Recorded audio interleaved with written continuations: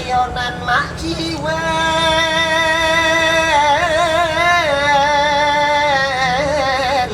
anan bujang tonjok yonan si Dela yonan si Dewi duduk bamanuang dia terel kereta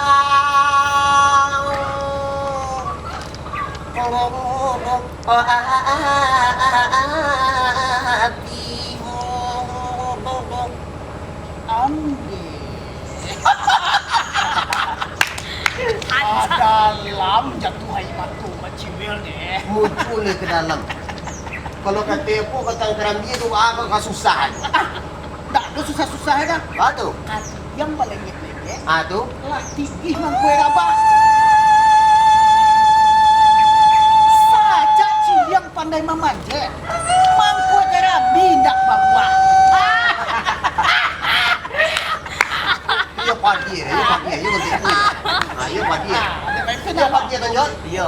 Dia ada. Kalau dia mau lah di Belabandi buat dari Andali. Di situ mana batang patai. Ya. Baalo pantun kadapi ambu wali. Sebab pantun bana mau tak pandai. Itu kelai itu. Hah? Itu kelai nama. Bentuk itu. Ya. Mak Ciwel, salam sakit le siap-siapnya. Dahulu lagi. Itu ni kemana cegah-cegah. Oh betul. Kecembo kok sakit-sakit selama sihat. Apa lamun celai. Jangan. Kumbang jadi bari batali. Iya. Di batang tabung tak KBL. Saja adik dapat pengantin.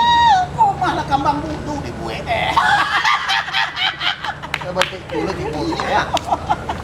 Panan dia bilang cendo mak Ciwel si Dela Dewi dan Josi Tonjot bamanung duduk tengah pasar masuiku diungguat ladu bawang putih jo ladu merah matuane maalu lawak yo sedang menggali di tengah pasar kurai taji masuiku kami yo larami orang lalu lalang mak Ciwel itu mudo nak ketek narando menyalik cici cuma seketik nak disayangkan gali tak nyuengong derang rami mak Ciwel tak nyobalik orang gali tu dah Coba mulai. yalah nasib aku macam tu lah Ayo. Anak itu doh. apa Awak adik itu tempat duduk lain.